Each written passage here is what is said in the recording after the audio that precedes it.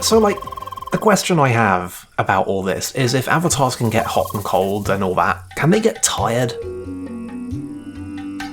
Like, is Emily actually getting tired when we do this? Was she just speaking figuratively? I mean, I imagine that even if, like, the avatar themselves cannot get tired, you're still gonna have a certain level of fatigue on the actual player. I guess. We are never gonna learn exactly how the glorified VR headset that powers all this actually works. Other than that, it's got something quantum porting and something synchronization. It's a whole thing. We are absolutely gonna jump on those solar panels, by the way. Now, do you think this guy might be a backer? I don't know. No, I just... something tells me.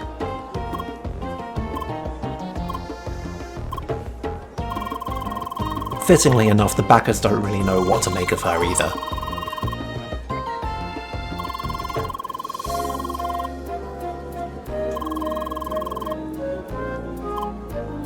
So yeah, this man lives a dream. He just walks around looking at skeletons. Can't believe that Nito did have an apprentice this whole time. Technically, we all just walk around looking at skeletons. Really makes you think. Anyway, in something resembling a break from tradition, I'm going to put off going and starting all of the quests until a little bit later. Mostly for pacing, but also because unlike Bergen Village, Ba'kii Kum is tiny. There's like 2 screens, and I actually remember where stuff is.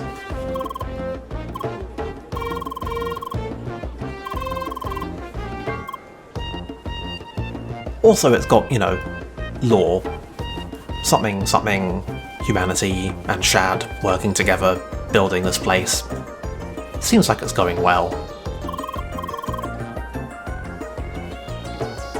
And don't forget to try jumping on stuff. I mean, in this game, how could you ever forget to try jumping? I mean, people who forget to try jumping tend to get weeded out pretty aggressively. If you weren't the jumping type, you probably would not have made it through Maroon Valley. It's kind of got that boot camp effect on stuff. Honestly, this place is pretty restrained when compared immediately to Bergen Village. Which is not to say that there's nothing, there's stuff here. Including another sprout over there. Yeah, no, I like this area.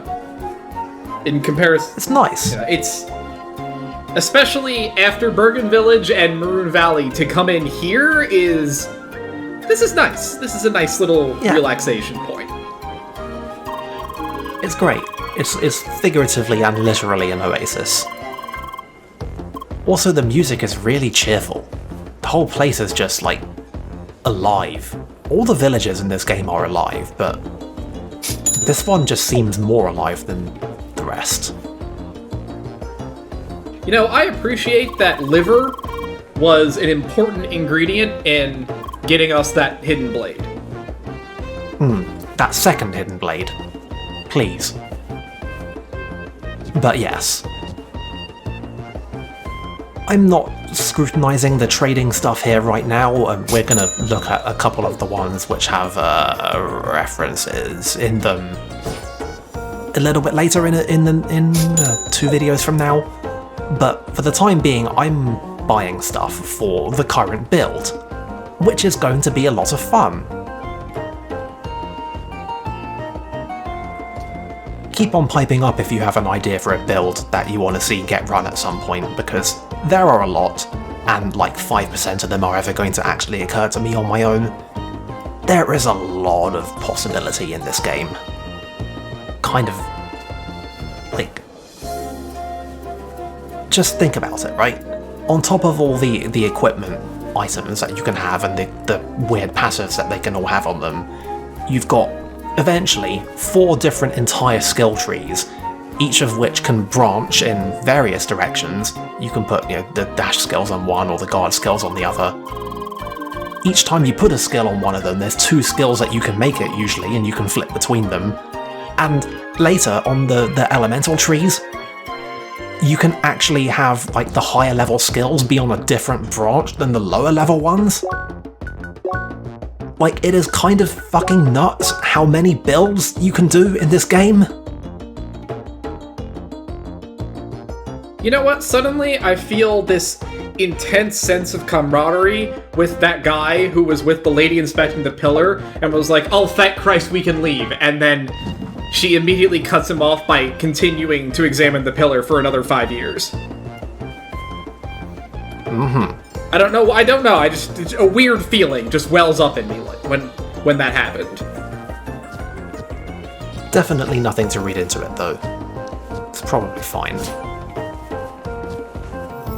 We're also very interested in pillars, though, but maybe not for the same reason as these guys. It turns out that getting anywhere in this place is normally contingent on jumping on these pillars. It's great. They're such a basic way of doing platforming, but they blend so seamlessly into the environment that it becomes a whole thing to notice them.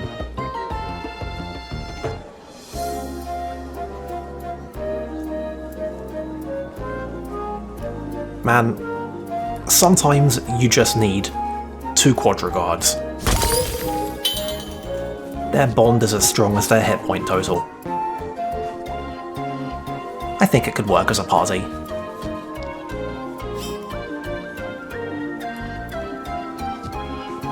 Game never really goes into much detail on how party compositions work for other players.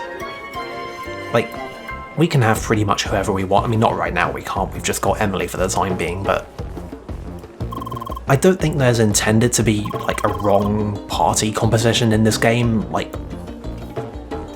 for other people anyway. I mean, this doesn't really seem like obviously there are other elements of the fake MMO structure that don't really get presented to us as CrossCode players, but yeah. I don't get the feeling that this seems to be particularly hard as a game. I mean, not from party composition perspective. I mean, parties don't really come into most of the critical content in the game. Like, all the dungeons are supposed to be soloable by anyone, and everybody can block and guard and throw balls. So I don't know.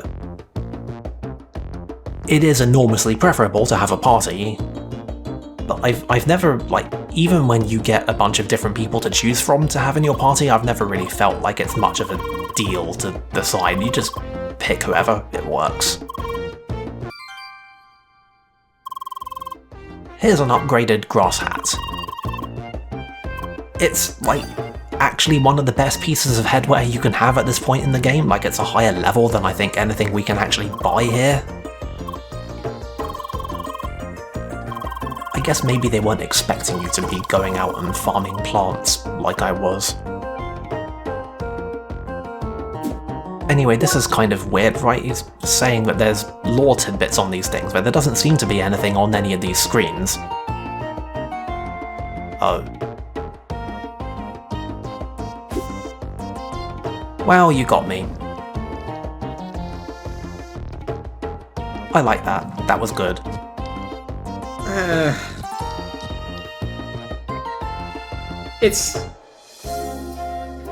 I mean, there's definitely been a lot worse. It was good. We were got. They got us good. There is no defense.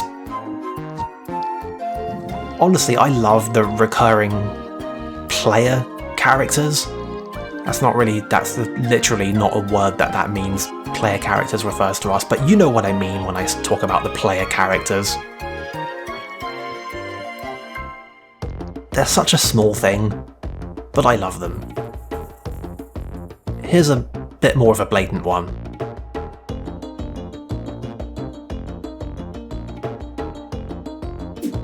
They're too much of a coward to actually name him though, so he's just Painter. Tisk tisk.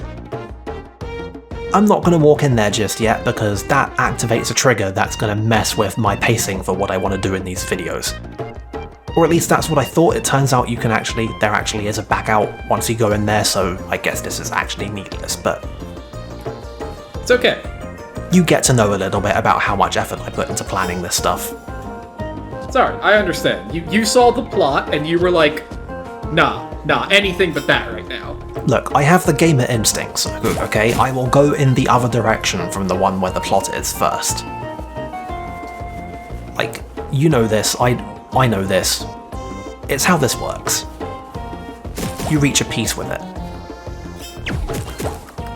So yeah, there's an entire section of this town that's cordoned off behind all of these one-way walls, and the only way to get here is to do some bullshit jumps off of the top balcony of the quest hub.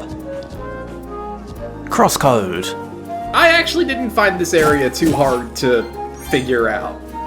Like, again... I mean, it's not, Bergen really. Village is way, way worse. By the way, I believe I was saying something about blatant references. So yeah, that exists. But yeah, like, it's not like a really cryptically hidden thing, and this place it doesn't have the staggering density of Bergen, so it's not so hidden. But still, like, you might work at this one for a while before you spot that pillar.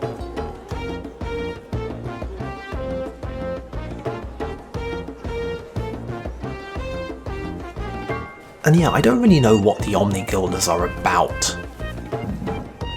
They're about getting loot, obviously. In fact, now when I think about it, I can't remember there actually being any more quests with Jean, the girl who we slew the legendary Throbbit for. She said there was a chapter of the Omni Guilders here, and I guess that's them, but... unless I'm forgetting something, we don't see her again.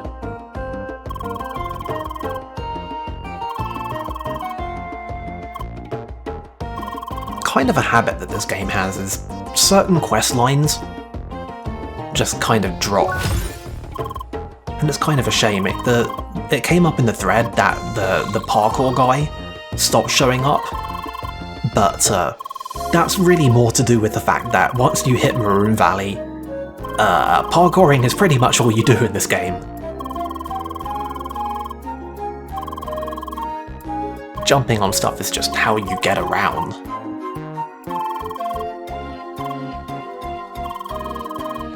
So again, I have to ask, this guy says that he can't go jumping on roofs because of his age, which really just calls into question how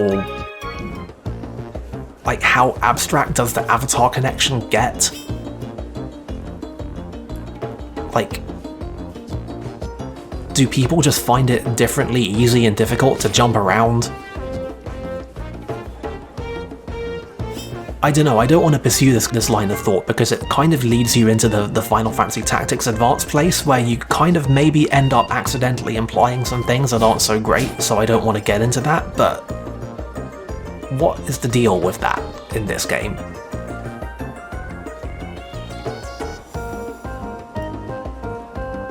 More answers on more postcards.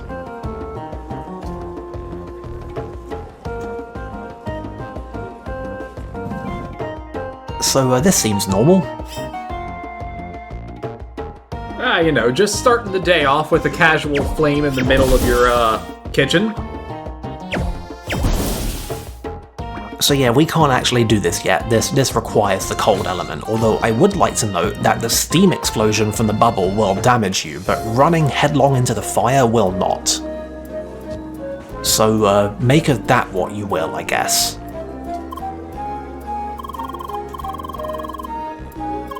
Anyway, now we're gonna go around and not start, but pick up all of the side quests. Curiously, there only seem to be 3 factions here. I can never remember the names of the overarching factions, but the nature guys aren't here. We only get the capitalists and the police and the adventurers.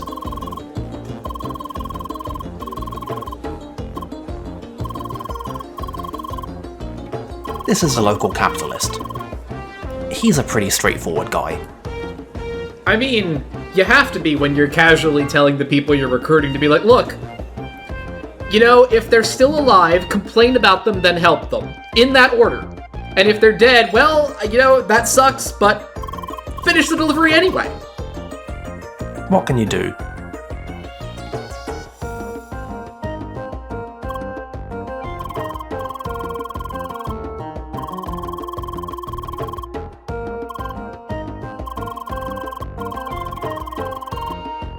Do you think it might be the case that Leah's a little bit too easily flattered?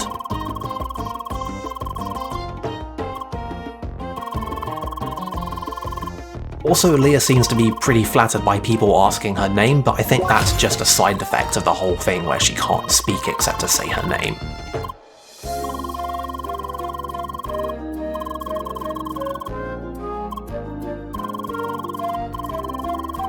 So yeah, it turns out there is a whole other level of Drillatoys that we've not even seen yet.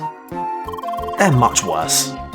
Well, it sounds like we're going to explode them out so that we can kill them, so, you know, that sounds like a good time. We've got a bomb machine on order from Bergen Village, because even from the other side of the world, frickin' McEdendill delivers the goods. Cannot hate that guy at all.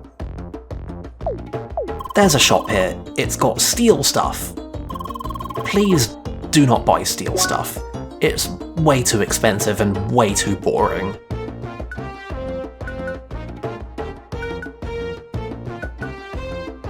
But yeah, it's shop equipment. You know how this works.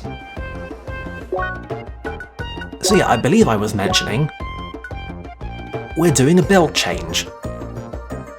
The straw hat doesn't actually play into it very much, except it's just the best headgear that we have, so I put it on. We got the double hidden blades, and just for good measure, the assassin garb. So, we're running 125% bullseye. Bullseye increases the damage dealt by our critical hits. We're also running a high focus build, which makes us do more critical hits. You see where this is going? You figured out the synergy here? You know, I don't know. On top of that, having a high focus means that we get a whole lot of skill points from doing very basic combat actions. And each hit of a tech can also crit on its own. It's not just regular attacks that can crit. The only real downside of that is that we kind of wind up being pretty much made of paper. So you want to kill stuff quick. Fortunately, you can do a lot of critical hits. It's a very fun build.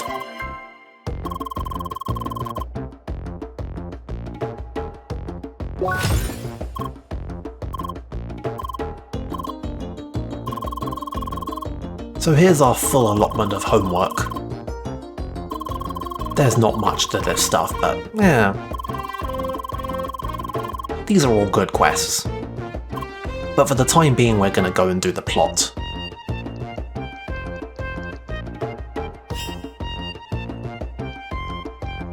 But seriously, what is with all the guild places just having most of them being behind barriers? What's with that? Did the others? I don't remember that. Oh, there's a couple of them. It's not all of them, it's just a weirdly consistent, recurring thing. That we go into guild places and there's just huge blocked off areas. And there's like people there, but they're not like characters, they're basically just props. Anyway, that's it. Who do you think they hired to just stand there behind the barrier all day? Like, just in case somebody walks in? Yeah. I guess we're expected to believe that those guys are just there doing other stuff that we just don't really care about. I'm sure there's a headcanon for this stuff.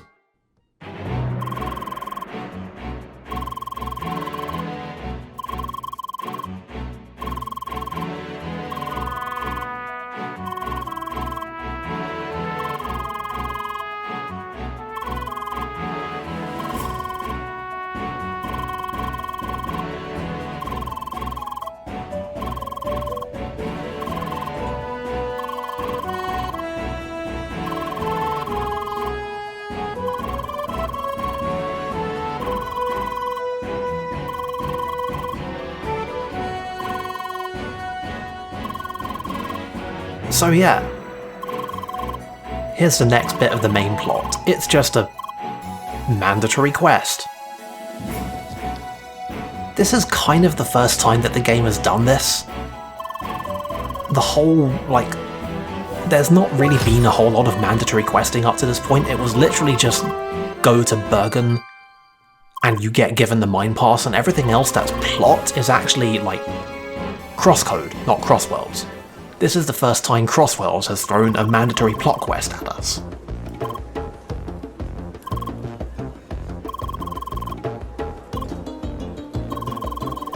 I just thought that was curious.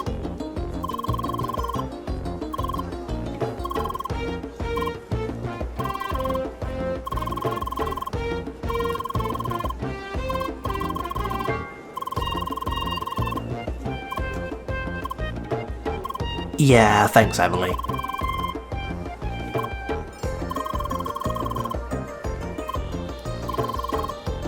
Go do your homework.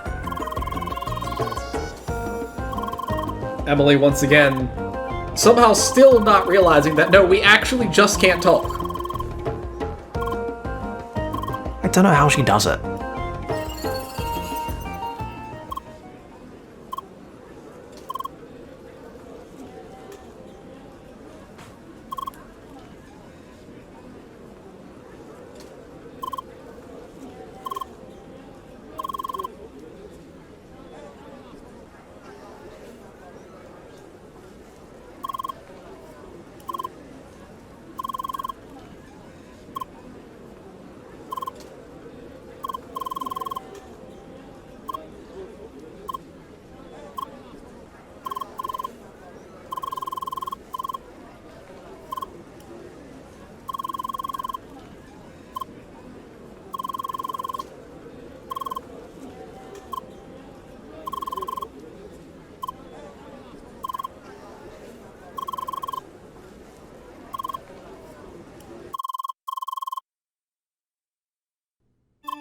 So, let me tell you guys about NWJS, the executable that actually runs this game. As the name implies, it's JavaScript. This game is written in HTML5 and JavaScript, and it runs pretty well on stuff, but this scene makes NWJS absolutely shit itself when it's running on a GPU. And I'm pretty sure it's this visual effect that's going on right now.